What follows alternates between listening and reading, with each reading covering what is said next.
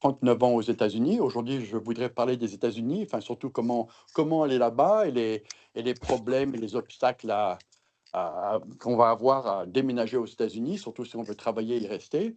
Et avec moi, je te laisse te présenter. Oui, bonjour à tous. Donc, je m'appelle Mehdi. J'ai effectivement énormément habité à l'étranger durant ma vie, environ une vingtaine d'années. Et sur cette vingtaine d'années, j'ai notamment passé 2 ans full-time aux États-Unis. Et j'y suis allé de nombreuses fois, de nombreuses périodes, sur une vingtaine d'années environ. Donc, peut-être au total, c'est comme si j'avais passé 4 ou 5 ans, quoi. Ah, ok. Non, mais c'est bien. Enfin, comme j'ai déjà dit, je crois, sur mon TikTok account, j'ai passé 39 ans là-bas. Euh, Mais bon, je suis revenu l'année dernière et puis de toute façon mes 39 ans étaient étalés sur 60 ans, sur 6 décennies, donc quand même assez longtemps. Donc j'ai vu le pays changer, j'ai vu les Français venir, j'ai vu d'autres personnes venir et partir. Je vois les problèmes, mais bon, le truc c'est que surtout, c'est que beaucoup de personnes sont persuadées qu'on peut aller là-bas simplement et que tout va bien se passer. Donc on va essayer de parler de tout ça de A à Z et le premier problème, évidemment, ce serait les visas. Effectivement, je pense que beaucoup de gens qu'il y a énormément de visas euh, générés par l'administration américaine euh, qui sont séparés grosso modo en deux grosses parties, hein, ce qu'on appelle les visas immigrants et les visas non immigrants. Je conseille à tout le monde d'ailleurs de bien se renseigner sur un site internet qui est très très cool parce qu'il explique bien, qui est un site internet du gouvernement américain qui est travelstate.gov. Euh, donc là, on a tout le détail avec tous les différents cas, les différents types, etc.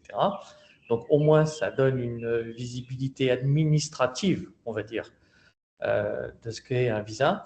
Mais je rappelle aussi que même aujourd'hui, en tout cas, y aller en tant que touriste, il faut un visa. C'est fini l'époque où moi j'ai connu, où tu pouvais venir comme ça, te présenter à la frontière, juste avec ton passeport, on te mettait un tampon, welcome sir, et tu rentrais, hein. Aujourd'hui, il y a un truc qui s'appelle l'ESTA, hein, qui est une sorte de process en ligne, etc. Même pour un simple touriste, encore une fois, hein, même si vous y allez juste pour passer des vacances au bord de la plage pendant une semaine, il faut faire ça et ça coûte, en plus de ça, une quarantaine de dollars. Enfin, ça n'arrête pas d'augmenter de toute façon. Donc, ça donne une idée déjà de premier obstacle qu'il va falloir euh, contourner, qu'il va falloir gérer. Oh bah, tu m'as enseigné quelque chose parce que comme j'ai la double nationalité et j'ai la nationalité américaine, Oui, tu n'es pas j'avais concerné. complètement oublié qu'il y avait un visa. J'étais en train de me rappeler, genre oui, je me souviens quand j'étais très jeune, il fallait aller prendre un visa à l'ambassade de Paris, l'ambassade américaine de Paris. Donc je suppose Ouais. que depuis, il y a plus. Et maintenant, ils sont revenus à ça, tu dis. Alors, pour les touristes de la liste de pays concernés dont fait partie la France, on va faire simple, on va réduire à la France, tu dois faire donc le fameux ESTA, hein, qui est un process en ligne. Donc, ce n'est pas à l'ambassade, c'est un process en ligne.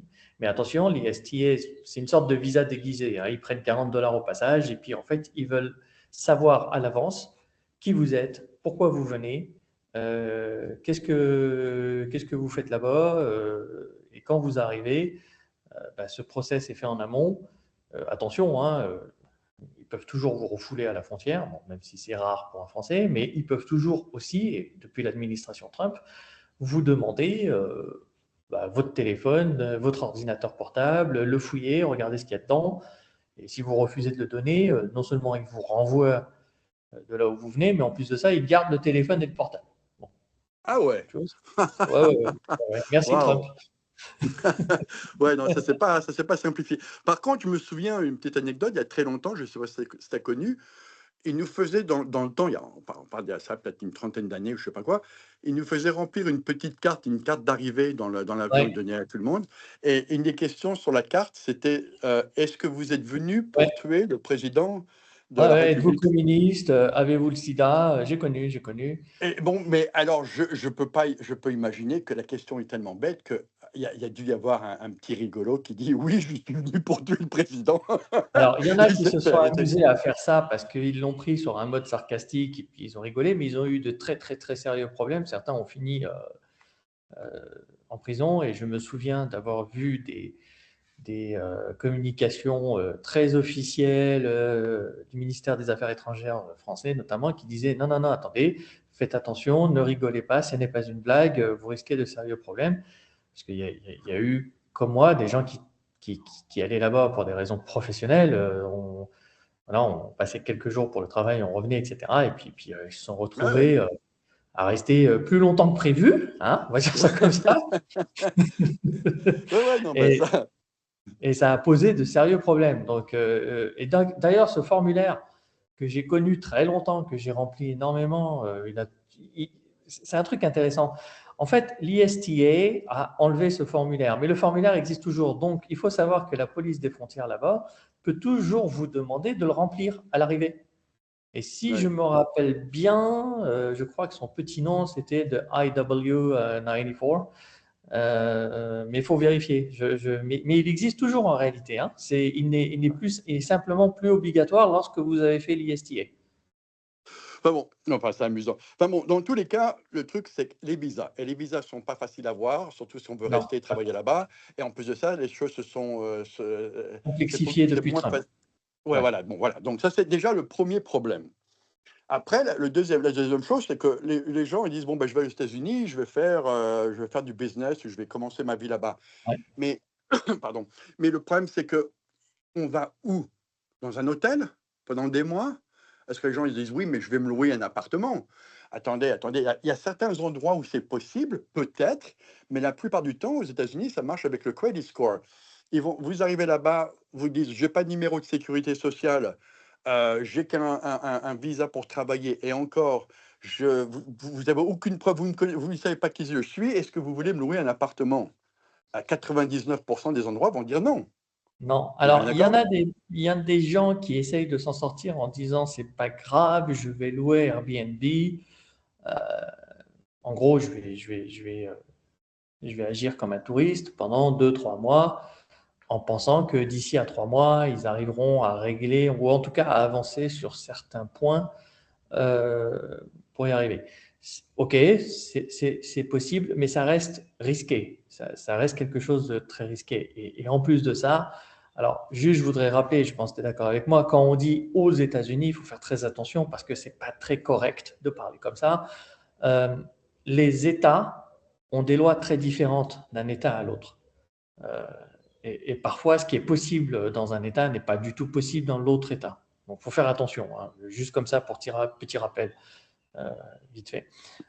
Mais l'histoire de Airbnb, ok, ça peut être une solution on va dire, de repli, on va parler comme ça, mais ce n'est pas du tout, du tout, du tout la solution. Donc, il faut Ouais. bien avoir en tête que l'hébergement est quelque chose qu'il faut essayer de régler avant le départ.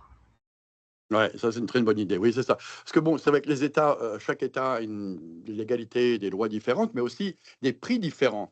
Alors, les gens ils se disent, Ah, oui, moi je vais aller, oui, j'ai vu des films avec Miami, je vais aller à Miami, attendez, ouais, Miami, ça va être comme beaucoup d'endroits aux États-Unis, comme au Los Angeles. Par contre aussi, même chose, où on peut être dans des quartiers où c'est très, très, très dangereux.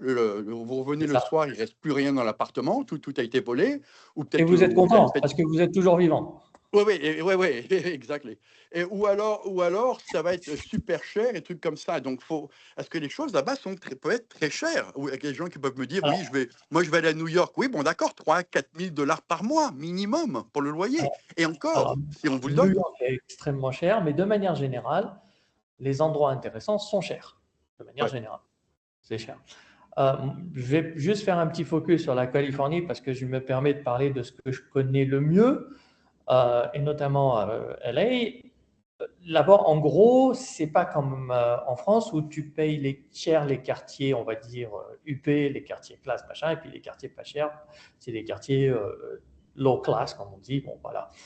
Euh, à LA, c'est devenu, aujourd'hui, même si à l'origine c'était un peu comme ça, mais aujourd'hui, c'est devenu, tu payes cher pour deux raisons. Parce que c'est safe, on va te dire voilà, safe, de sécurité, etc. Et le deuxième chose qui est devenue crucial là-bas pour les gens, c'est la qualité des écoles. Donc, un quartier qui est safe et qui a des bonnes écoles, ça vaut très, très cher, hein. ça vaut de l'or, Location ouais. ou achat, peu importe, c'est très cher, tout ça. Um, un quartier qui n'est pas cher, c'est parce que tu risques beaucoup de choses. Et tu peux risquer très facilement ta vie. Très, très facilement. Je pense que ça aussi, c'est important de le mentionner pour les gens qui ont je ne sais pas quoi dans la tête sur les États-Unis, mais c'est un pays dangereux. Il y Ouais, ouais. a des taux de criminalité très importants. Ouais. Alors, un truc que je vais ajuster, parce que je passais beaucoup de temps sur l'autoroute pour aller à l'aéroport, pour aller travailler, des trucs comme ça, c'est que aux États-Unis, je ne vais pas rentrer trop dans les détails, mais comme les gens travaillent beaucoup, et la plupart des gens ont même deux travail, Oui. et, et ils sont très stressés, ils n'ont pas de vacances. Enfin, je pourrais mettre tout ça ensemble. Beaucoup de gens sont à un poil de péter les plombs complètement. Mais ça peut arriver à n'importe quel moment. On passe devant une voiture, le bonhomme est de mauvaise humeur, il va vous montrer son pistolet. Ça, en Arizona, on a le droit d'avoir des Je armes. confirme, Je je l'ai vu, confirme. je l'ai J'ai été vu, témoin. Je je l'ai vu confirme. 100 fois. Je l'ai vu Donc, moi aussi, j'ai été témoin. J'ai été témoin donc plusieurs c'est fois. pas simplement les mauvais quartiers et certains individus. Ça peut être n'importe qui. Ça peut être quelqu'un dans un super beau quartier. Le bonhomme est là, t'es pas de la bonne couleur, t'as pas la bonne voiture. Il va venir te voir et il va te dire il y a un problème. Les gens peuvent être très violents. Ils vont protéger leur maison. Ça c'est un autre sujet de discussion. Mais on ne peut pas vraiment marcher dans les beaux quartiers sans que quelqu'un vienne vous demander qu'est-ce que vous foutez là, ou alors même conduire ou s'arrêter sur la route. Les gens là-bas, c'est un monde différent, c'est un peuple différent. Ils nous ressemblent, mais c'est un autre monde. Et comme je dis, ils travaillent beaucoup, ils sont très stressés. Souvent, leur nourriture est peut-être pas là aussi meilleure qu'ici. Il y a beaucoup de violence et beaucoup de problèmes de sécurité. Exactement. Et juste petite anecdote, et on passera sur un autre sujet, mais pourquoi les Américains, lorsqu'ils habitent un nouveau quartier, ils vont voir tous leurs voisins? C'est pas simplement pour dire ah salut, c'est sympa, machin, we are friendly, un truc comme ça. Non, ça veut dire hey, si tu me vois dans la rue, ne va pas appeler la police, ne va pas sortir ton arme parce qu'ils sont tous armés. Bon, ça c'est encore un autre aspect. Machin, ne crois pas que je viens te voler ou violer ta femme ou que sais-je, etc. Ah non non, c'est juste le nouveau voisin qui rentre chez lui. Voilà. Ouais, d'ailleurs, ça m'est arrivé plusieurs fois. Les voisins sont venus frapper à la porte. Ils ont dit: «Oui, bonjour, bienvenue dans le quartier». Ils avaient fait un gâteau, je ne me souviens plus quoi, Ouais. mais c'est tout. C'est pas parce qu'ils sont gentils, hein.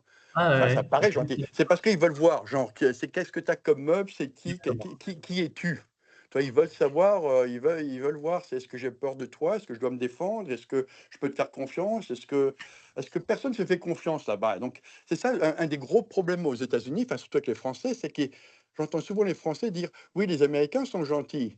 Non, Non, attendez, il faut pas non, confondre non, non, gentil non. et comme on dit friendly en français, Friendly, alors amical le mot français qui se rapproche le plus, c'est chaleureux, ou hein, amical ou un truc comme ça. amical, un truc comme ça. On va dire aussi un autre mot qui donne une connotation à peu près équivalente, on va dire civilisé. Hein, si on va, c'est-à-dire, il vient te dire bonjour, qui tu es, alors voilà, moi je suis là, on se présente, tout ça, mais c'est pas gentil.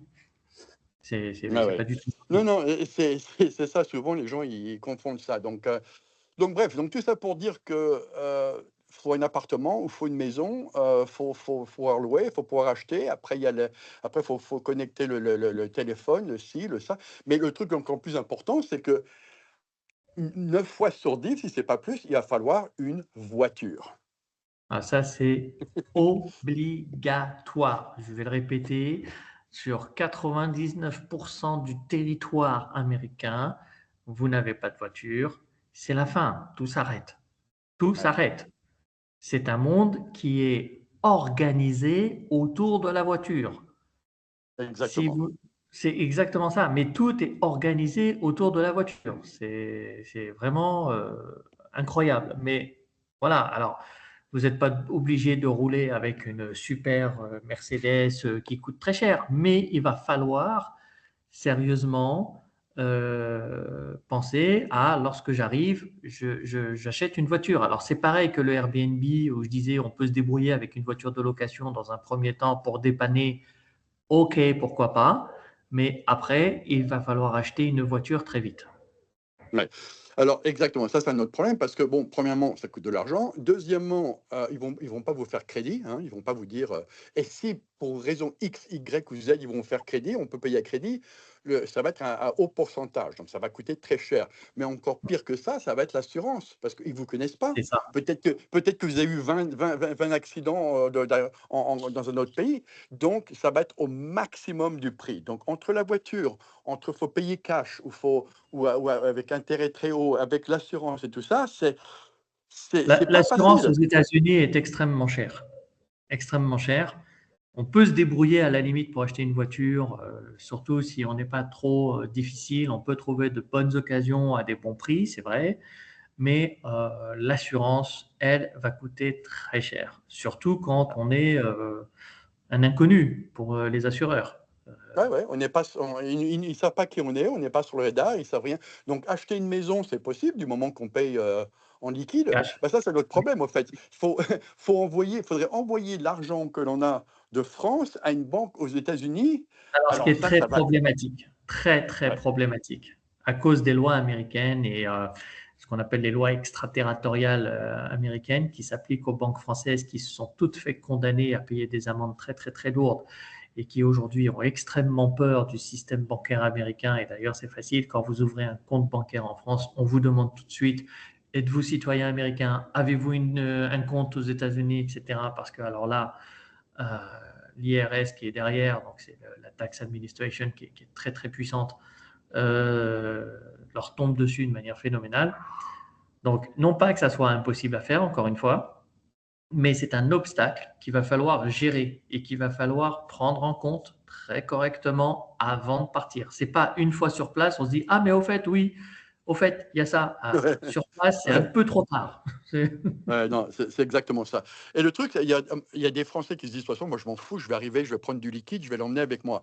Alors aux États-Unis, si je me souviens bien, peut-être que je me trompe, si on se fait choper avec plus de 10 000 $ en cash, ça va être un gros problème parce que là, ils vont se dire, vous faites partie d'un cartel et vous amenez ou vous faites quelque chose avec l'argent. Enfin, mais bon, je sais qu'aux États-Unis, j'avais entendu des histoires où il y avait quelqu'un, je crois que c'était un Asiatique, il allait quelque part pour acheter un restaurant ou quelque chose comme ça. Il avait un gros sac plein de billets.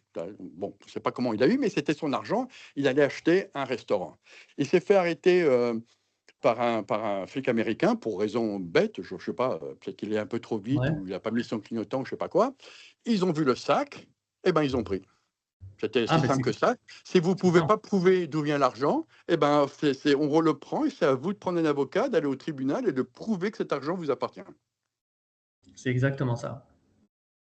Donc la banque est un problème, le liquide est un problème, acheter est un problème, louer est un problème, mais à part ça, sinon tout le reste, c'est super, quoi. Non, alors, bon, toi, tu dis problème. Je vais changer le mot en obstacle. Oui, Euh, dans le sens où ce sont des choses faut avoir conscience et qu'il faut gérer. C'est surtout ça.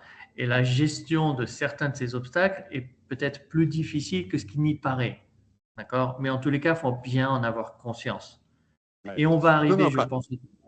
Oui. pardon, non, pardon, vas-y. Non, je disais, et on va arriver au point crucial, c'est comment tu vas bouffer, comment tu vas vivre, quel travail tu vas avoir. Voilà. Bah, ça, c'est un autre problème, parce que je parle à des Français, une fois de temps en temps, qui me disent, il y en a un, je me souviens, il me disait, je sais plus ce qu'il faisait en France, je sais pas, mais il y avait un bon boulot, il me disait, si j'allais à New York, je pourrais faire 5 fois plus. Mais attendez, ça marche pas comme ça.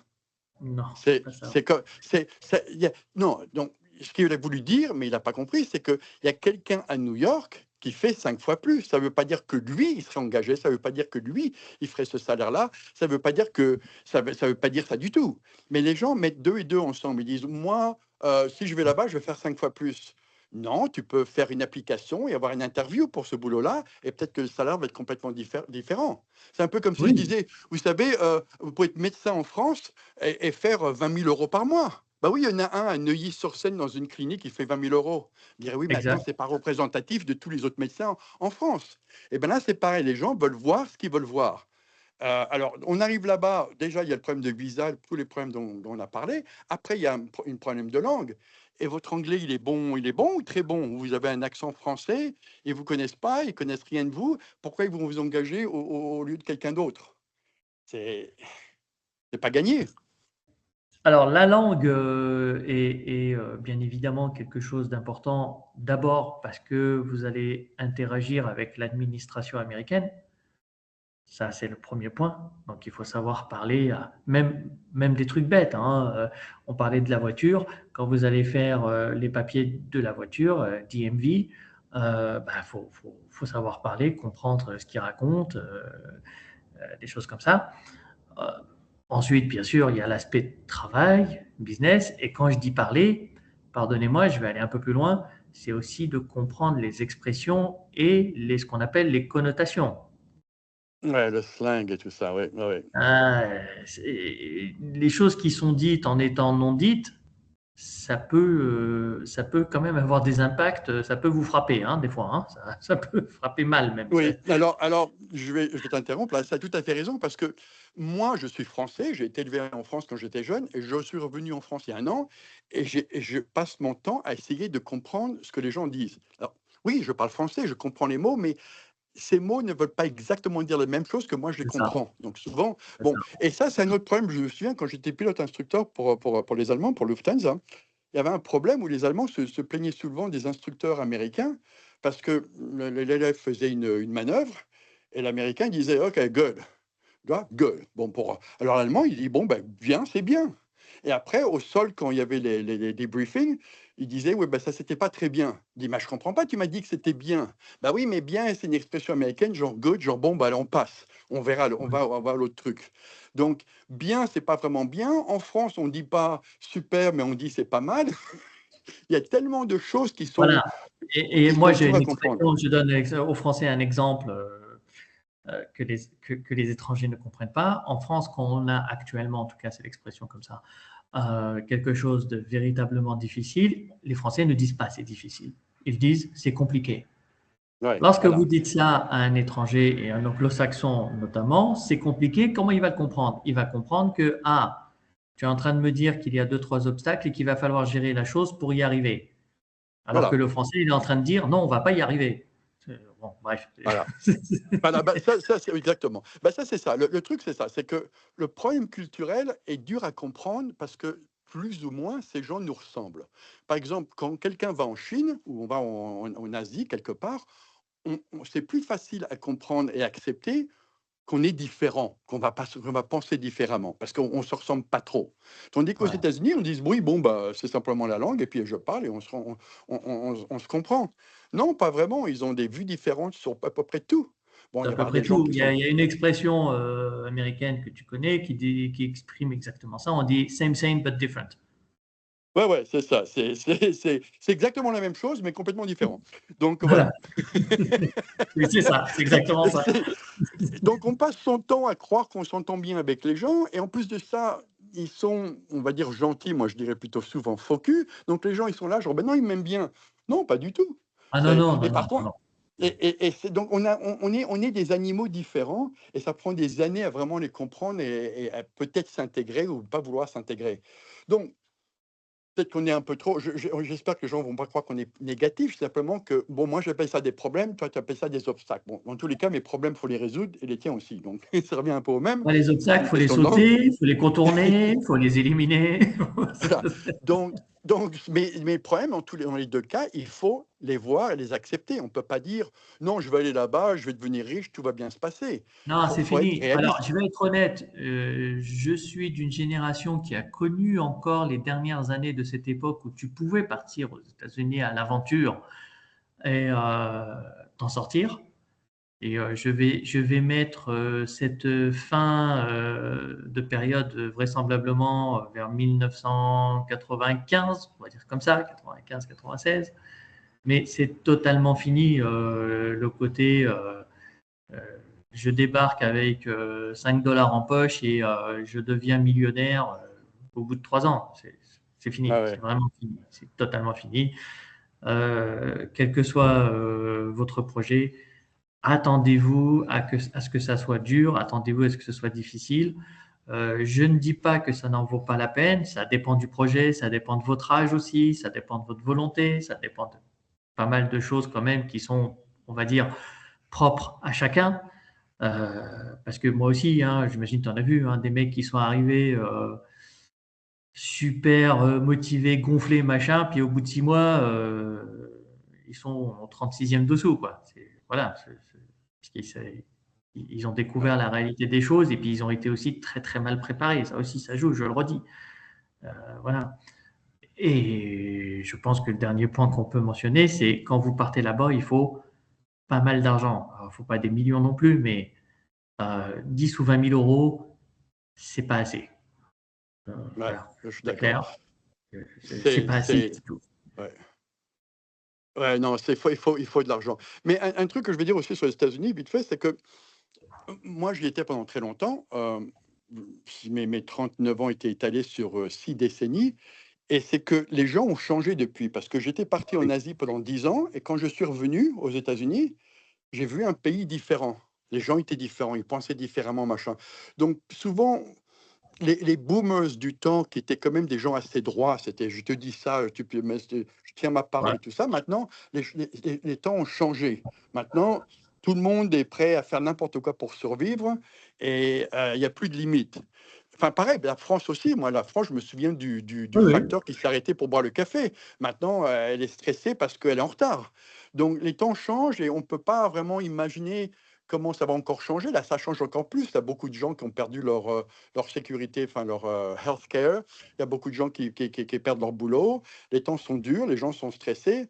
Donc, on ne faut pas voir l'Amérique, enfin, les États-Unis, comme quelque chose qu'on voit dans les films il y a 20 ou 30 ou 40 ans. Bon, déjà, c'est des films, donc c'est différent, mais les gens ont changé.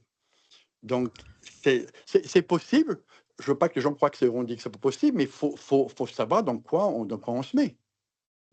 absolument, absolument. Euh, j'ai pas de choses à ajouter à ça. Ça a énormément changé. Ça n'est plus ça. Et puis oui, tu as dit un truc qui est valable encore plus là-bas qu'ici, mais ça reste valable ici. On a mis l'argent au centre de tout. Donc ça Ah, explique les comportements, voilà. dans le temps, moi, quand j'étais jeune, dans les années 80-90 là-bas, bon, tout le monde voulait devenir plus ou moins riche, mais si quelqu'un faisait un petit magasin, un petit Ouais, business c'était et cool. avait une belle voiture et une maison, il était content. Non, Maintenant, c'était c'est non, cool. non, je veux C'était devenir cool. milliardaire, je veux ci, je veux avoir Ouais, tout ouais. ça. La mentalité a changé. Exact. Mais bon, on va en arrêter là. C'est bon, si tu veux, on peut faire une deuxième partie de parler de Ok, Français qui avec sont plaisir. arrivés là-bas et qui ont eu certains problèmes et comment peut-être les résoudre et qu'est-ce qu'ils auraient dû faire ou ne pas faire. Mais Oui, je crois que déjà, c'est un bon départ de la France avec les visas, avec les problèmes d'appartements, de voitures, d'assurance et déplacement. tout ça. Ça donne déjà une idée aux gens de ce qu'ils devraient faire et pas faire, quoi. Exact. D'accord? Ok, super. Bon, Merci beaucoup et merci. j'espère à bientôt. OK, à bientôt. Merci, au revoir.